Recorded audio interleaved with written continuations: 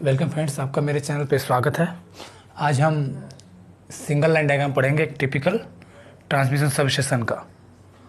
कि एक single line diagram में क्या होता है। सिंगल लाइन डायग्राम क्या होता है? सिंगल लाइन डायग्राम किसी भी इलेक्ट्रिकल नेटवर्क का सिंगल लाइन में रिप्रेजेंटेशन।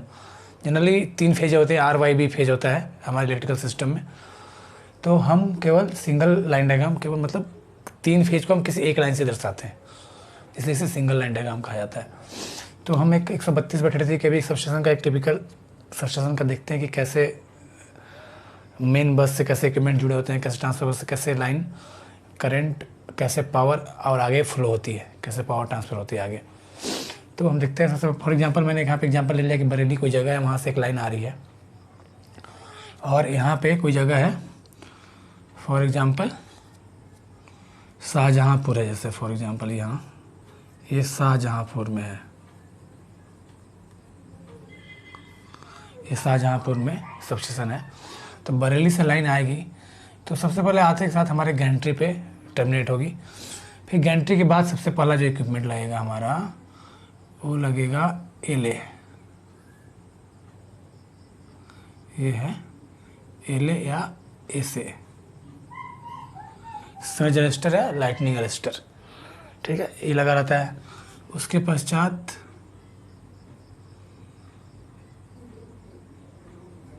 ये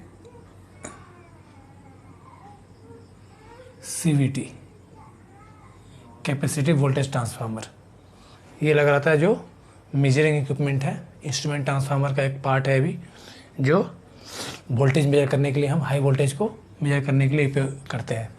इसकी रेटिंग जनरली होती है, जैसे फॉर एग्जांपल यहाँ पे 132 kV की लाइन आ रही है तो इस CVT की रेटिंग होगी 132 kV बाई 110 वोल्ट। ठीक है, मतलब अगर इनपुट में 132 kV रहेगा तो जो हमारा मीटरिंग इक्विपमेंट है उस पर वो 110 वोल्ट दिखाएगा। तो उसके करस्पॉन्डिंग मेजर करेगा तो समझ में आ जाएगा हमको कि अच्छा 132 kV हमारा जो भी मीटर है उस हिसाब से कैलिब्रेट रहेगा कि 110 वोल्ट अगर रीड करता है सेकेंडरी उसका CVT का, तो हमको डिस्प्ले करेगा कि 132 kV वोल्टेज चल रहा है। कुछ कम चल रहा है 108 आएगा तो उसके प्रोरेटा बेसिस में कि 100, जब 110 है तो 132, तो 108 में कितना होना चाहिए, उसके हिसाब से वो वोल्टेज हमारे डिस्प्ले मीटर पे दिखा देगा कि अच्छा इस लाइन पे इतने वोल्टेज चल रही है। अब इसके बाद क्या लगा होता है? इसके बाद लगा होता है CT, करंट ट्रांसफार्मर। यहाँ पे हम एग्जांपल ले लेते हैं, 400/1 एम्पियर का CT लगा हुआ है। करंट ट्रांसफार्मर के बाद क्या रहेगा? करंट ट्रांसफार्मर के बाद आएगा आपका लाइन आइसोलेटर। ये हम ऐसे दिखाते हैं, LI, लाइन आइसोलेटर। ठीक, उसके बाद रहेगा हमारा सर्किट ब्रेकर। ये सर्किट ब्रेकर हो गया, CB। और उसके बाद एक रहेगा हमारा मेन बस आइसोलेटर। ये बस आइसोलेटर हो गया, BI। ठीक है, तो एक तो ये हो गया। और दूसरा हमारा कनेक्शन कैसा होता है कि अगर फॉर एग्जांपल कोई हमारे इस बस में और भी पोस्ट आए, इसी टाइप से सारे फीडर्स ऐसे कनेक्ट होते हैं। यहाँ पे मैंने केवल एक लाइन का एग्जांपल यहाँ पे लिया है। ऐसे ही अगर और भी कनेक्ट करने तो एक और ऐसे और भी कनेक्ट हो जाएंगे। तब यहाँ जो ट्रांसफर बस है इसका क्या है कि मान लीजिए इसका ये सर्किट ब्रेकर ख़राब होता है ना, सर्किट ब्रेकर क्या हुआ, ख़राब हो गया, तो हम इसका मेंटेनेंस कैसे करेंगे फिर? और अगर मेंटेनेंस करना है हमको, मान लीजिए मालूम है कि ये फॉल्ट आने वाला है, हमको दिख रहा है, हम इसको बंद करेंगे तो पूरी सप्लाई बंद हो जाएगी इस एरिया की, इससे जो भी फीडर्स आगे निकलते होंगे। तो हम क्या करते हैं, एक ट्रांसफ़र बस का व्यवस्था करके रखते हैं।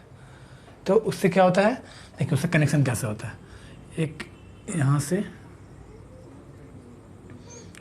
इसको स्टैगर्ड आइसोलेटर बोलते हैं, ब्रेकर, और एक आइसोलेटर के थ्रू इस पर कनेक्टेड रहता है। ठीक है, ये क्या होगा, ट्रांसफर बस आइसोलेटर। ये क्या हो गया,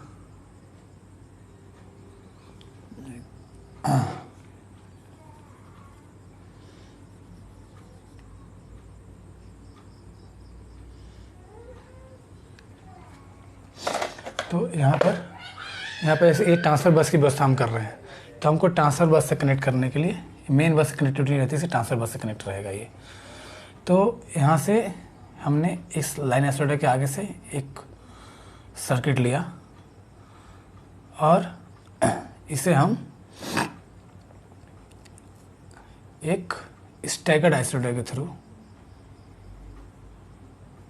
इसके बस आइसोलेटर से हम इसके ट्रांसफर बस से इसको हम जोड़ देते हैं। ठीक है, अब इसके बाद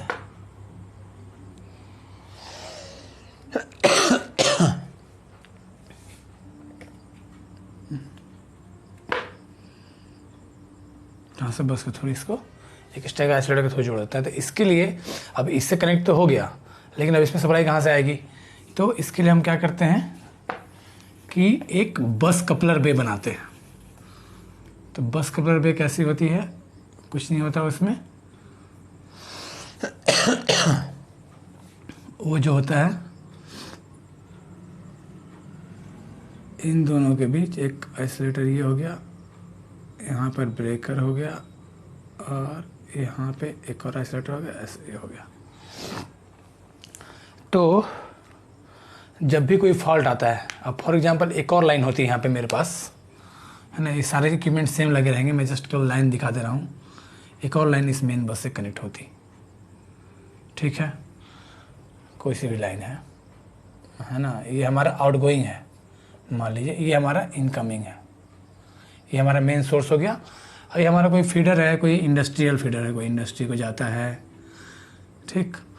तो मान लीजिए इस टाइप का फीडर है, तो हम कैसे करेंगे इसको कि हम इसका, मान लीजिए अगर ये ब्रेकर मेन हमारा ख़राब हो गया तो अब क्या करेंगे हम इसको कनेक्ट करने के लिए? यहाँ पे जैसे देख सकते हैं आप, ये जैसे ही हमारे ब्रेकर ख़राब हुआ तो हम क्या करेंगे, इस जो टेंडेम आइसोलेटर वाला सेक्शन है हमारा, इसको हम ब्रेकर को क्लोज करेंगे। इस आइसोलेटर को क्लोज किए, टेंडेम आइसोलेटर बोलते हैं इसको, या फिर स्टैगर्ड आइसोलेटर, टेंडेम और स्टैगर्ड आइसोलेटर, ठीक है। तो इसको जब कनेक्ट करते हैं तो क्या होता है कि इसको तो ओपन कर दिया हमने, इसको भी ओपन कर दिया है। तो अब जो करंट, मतलब जो लाइन सर्किट कंप्लीट होगा, ऐसे होके इसके थ्रू ऐसे इस ट्रांसफर बस को क्या कर देगा, चार्ज कर देगा, नीचे वाला ट्रांसफर बस। जब इस ट्रांसफर बस को चार्ज करेगा तो इस बस में सप्लाई आ गई, ठीक है। अब ये जो है हमने इसको, इस आइसोलेटर को खोल रखा है, इस आइसोलेटर को भी खोल रखा है, तो हम इस ब्रेकर पे आराम से यहाँ पे काम कर सकते हैं, इस सर्किट ब्रेकर पे आराम से काम कर सकते हैं, हाँ। इसको ओपन कर दिया, इसको भी ओपन कर दिया, फ्री हो गया। अब इस पर कुछ भी मेंटेनेंस एक्टिविटी हम कर सकते हैं। और जब हम मेंटेनेंस एक्टिविटी करेंगे तो हमारा क्या होगा, ये अगर मेन सोर्स है हमारा, तो ये आउटगोइंग इस इंडस्ट्री की सप्लाई बाधित नहीं होनी चाहिए। तो कैसे नहीं बाधित होगी? अब देखिए, अब हमने ये जो बस कपलर है, बस कपलर, तो बस कपलर क्या करेंगे हम ये आइसोलेटर क्लोज करेंगे, इस आइसोलेटर को क्लोज करेंगे और इस ब्रेकर को क्लोज कर देंगे, ठीक है। तो क्या होगा कि लाइन कैसे आएगी, देखिए कैसे सर्किट कंप्लीट होगा।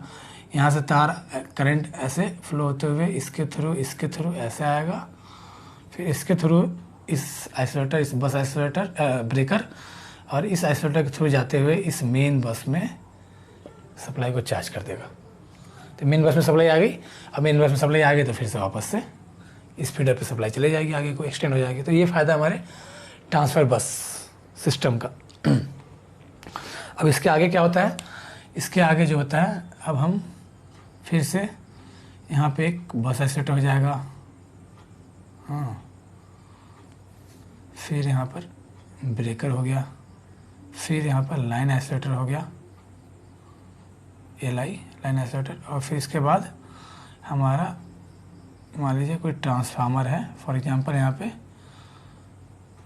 40 MVA का 132/33 kV का ट्रांसफार्मर है, ये लगा हुआ है। और ये जाके किस बस में जाके जुड़ेगी, 33 kV बस में, ठीक है। 33 kV बस में जाके जुड़ गई तो 33 kV बस में जुड़ गई। और वैसे ही सेम 33 kV में भी ये मेन बस है,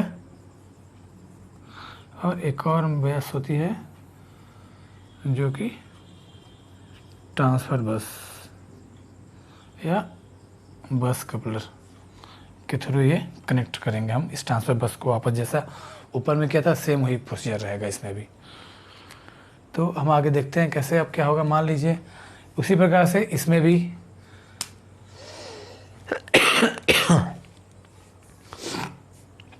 तो हम देख सकते हैं अब कि अगर बस कपलर ऐसा लगता है कोई भी ब्रेकर इस ख़राब होता है तो हम इस टाइप से हम कनेक्शन लेकर कंप्लीट कर लेते हैं, उसका जो आउटेज हो आउटेज को हम कम कर लेते हैं। ऐसा ही एलवी में भी फिर सर्किट रहेगा इसका। एलवी में भी यहाँ पे वैसे आइडियली तो हर एक ट्रांसफार्मर के यहाँ पे भी एलए रहेगा, एलवी में भी एलए रहेगा, ठीक है। और इसके बाद एलए के बाद हमारा सर्किट ब्रेकर हो गया या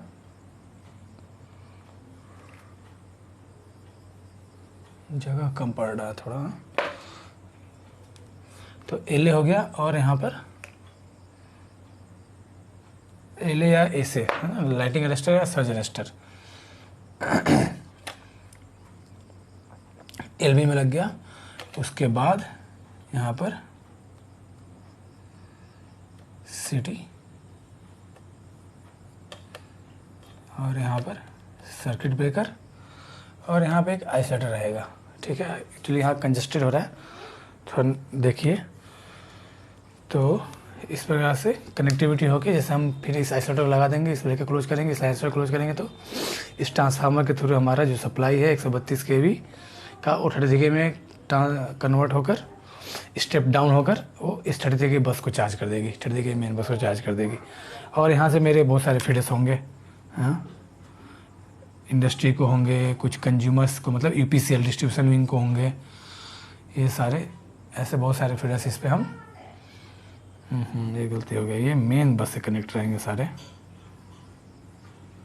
ठीक, मेन बस से कनेक्ट रहेंगे। और इसमें भी वही सिस्टम लगा रहेगा। सबसे पहले एक बस आइसोलेटर लगेगा, फिर ब्रेकर लगेगा, फिर सिटी लगेगी, फिर लाइन आइसोलेटर लग जाएगा। ऐसा करके सभी में रहेंगे, हर एक फीडर में यही से रहेगा एग्जाम्पल। मैं यहाँ पे और सेपरेट दिखा दूँ अगर क्लियर देखना है तो। ये मान लीजिए 33 kV का मेन बस है,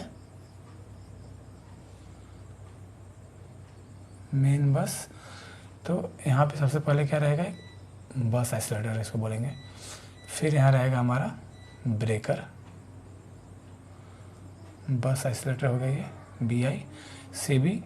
और फिर यहाँ पे रहेगा करंट ट्रांसफार्मर, यहाँ पे रहेगा लाइन आइसोलेटर। और फिर एलए लगाना तो एलए लगा सकते हैं, जनरली मेन बस में एलए लगा दिया जाता है कभी कभी। तो यहाँ पे भी फीडर में भी एलए लगा दिए, सर्ज अरेस्टर एलए या एसे। और फिर चली गई आगे डिस्ट्रीब्यूशन विंग को या किसी इंडस्ट्री को 33 kV वोल्टेज आगे एक्सटेंड हो गई। ठीक है, तो ये जो 33 kV फीडर है समझिए कि वो यहाँ पे ऐसे ये चीज़ें हर एक जगह हर एक फीडर पे लगी हुई हैं। उसी प्रकार से अब इसमें भी सेम रहेगा आपका बस कपलर वाली अरेंजमेंट। अब ये मेन बस है, नीचे वाला ट्रांसफ़र बस है, नीचे वाली लाइन। तो वैसे ही ट्रांसफ़र बस से वैसे कनेक्ट करना है आपको अगर, तो क्या होगा कि ये मेन बस से एक आइसोलेटर लगेगा, यहाँ पे एक ब्रेकर लगेगा, एक आइसोलेटर लगेगा और इसके थ्रू ये ट्रांसफ़र बस से कनेक्ट हो जाएगा, ठीक है। और वैसे ही अब यहाँ पे एक और यहाँ पे व्यवस्था देखनी पड़ेगी, लाइटिंग अरेस्टर। इसके बाद यहाँ आ जाएगा हमारा एक और ट्रांसफ़र बस आइसोलेटर। जैसे यहाँ पे स्टैगर्ड आइसोलेटर था, 33 kV में स्टैगर्ड तो नहीं यूज करते, ट्रांसफ़र बस आइसोलेटर सिंपल सा आइसोलेटर होता है। तो ट्रांसफ़र बस आइसोलेटर यहाँ पे लगा दिए जाते हैं। तो जो इसका वर्किंग है सेम जैसा हमको जब कभी इस ब्रेकर पे फॉल्ट हो गया या इस फीडर पे फॉल्ट हुआ कुछ, इस इतना एक तो 33 kV मेन ट्रांसफ़र बस हो गया, 33 kV जैक बस की व्यवस्था होती है कहीं कहीं।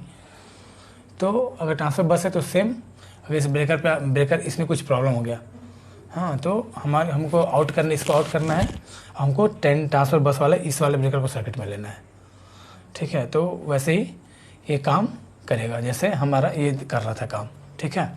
इसको मुझे लगता है दोबारा समझने की जरूरत नहीं है। अगर आपको और फर्दर एक्सप्लेनेशन चाहिए तो मैं इसको और क्लियर अलग से बनाकर एक्सप्लेन कर दूंगा। सेम चीज़ है, सेम वर्किंग है, ठीक है। तो सेम, इसमें समझने में कोई दिक्कत नहीं आएगी। तो ये है एक टिपिकल ट्रांसमिशन सबस्टेशन का सिंगल लाइन डायग्राम, ठीक है। Okay, thank you. आप अपना कमेंट और किसी तरह का क्यूरी हो इससे रिलेटेड तो मैं आपको फर्दर आगे बताऊंगा। आप मुझे कमेंट कर सकते हैं, मैं उसमें कमेंट में आंसर दे दूंगा। Thank you. मेरा चैनल को आप लाइक, शेयर और सब्सक्राइब करें, और फ्यूचर में मैं और आगे भी इसमें वीडियो बनाते रहूँगा इलेक्ट्रिकल से रिलेटेड। तो अगर आप इलेक्ट्रिकल से प्रैक्टिकल जो नॉलेज है उससे जानकारी चाहते हैं तो आप यहाँ पर आ सकते हैं हमारे चैनल पर। ये थ्योरेटिकल से थोड़ा अलग है। थ्योरी में हम इस टाइप की पूरी अंडरस्टैंडिंग से नहीं समझा पाते कि कैसे एक्चुअल में कंडीशन क्या होती है, ठीक है। आपके नेक्स्ट क्लास में मैं आप लोगों को इंतजार करूँगा। धन्यवाद।